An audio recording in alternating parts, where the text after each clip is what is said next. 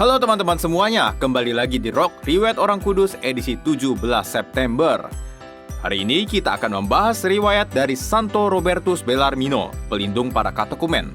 Sebelumnya, monggo di-share dulu video ini supaya semakin banyak orang bisa hidup kudus dengan meneladani hidup para santo santa. Oke, tanpa berlama-lama lagi, mari kita mulai.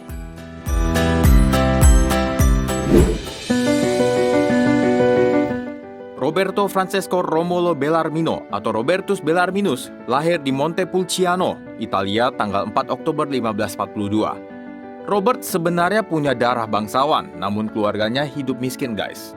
Om dari mamanya Robert ini bernama Marcello Cervini, yang kelak tahun 1555 menjadi Paus Marcellus II.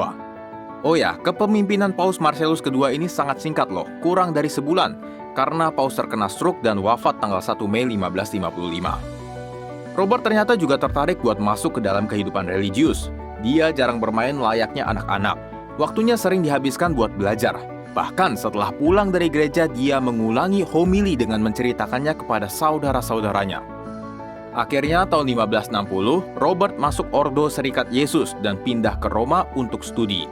Walau pamannya ini seorang paus, tapi Robert gak serta-merta bisa langsung jadi Romo ya guys. Padahal sebenarnya zaman dulu itu, orang kalau mau masuk hierarki gereja, bisa loh pakai namanya jalur nepotisme.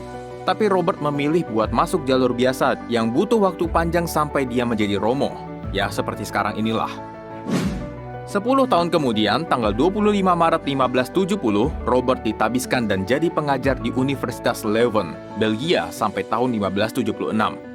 Setelah itu dia mengajar di Collegium Romanus milik Yesuit.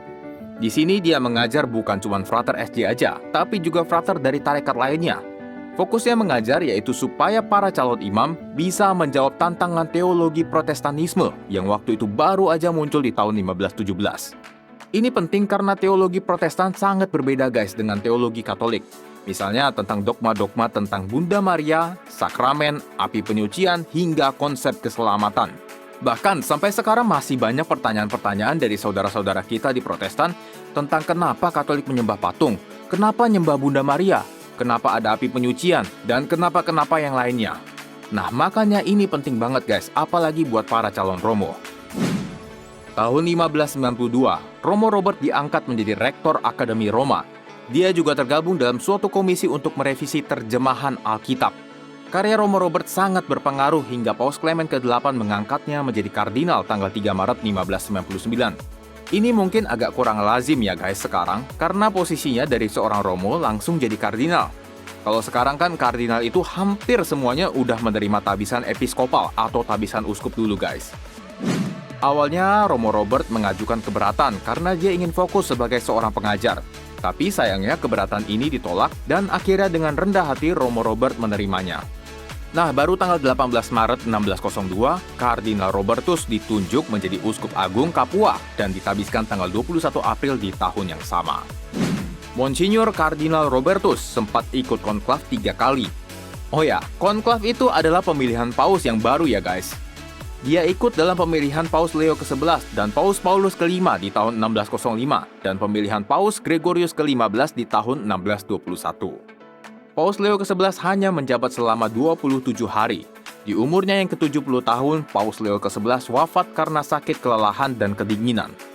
Kardinal Robertus menjadi seorang penulis, pengkhotbah, dan juga pengajar yang sangat handal. Ia menulis 31 buah buku penting dan menghabiskan 3 jam setiap hari dalam doa. Buku-bukunya sangat terkenal dan menjadi ajaran yang sangat penting terutama pada waktu itu, saat terjadi gerakan yang dalam tanda petik reformasi gereja oleh kelompok Protestan. Dalam bukunya, The Gemitul Columbae atau Ratapan Merpati terjemahannya, dia menulis seruan buat semua umat beriman untuk mereformasi diri sendiri sesuai dengan ajaran kitab suci dan dari orang-orang kudus. Kardinal Robertus kemudian wafat pada tanggal 17 September 1621. Ia dinyatakan kudus tahun 1930 oleh Paus Pius ke-11. Paus yang sama juga menggelarinya pujangga gereja di tahun 1931.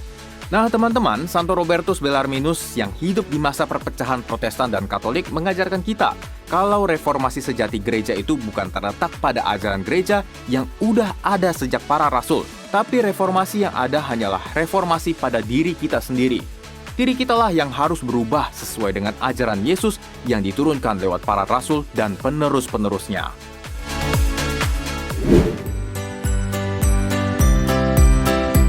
Oke teman-teman, begitulah kisah dari Santo Robertus Bellarminus. Semoga bermanfaat ya untuk kita semua. Terima kasih sudah menonton dan sampai jumpa di Rock edisi selanjutnya. Arrivederci.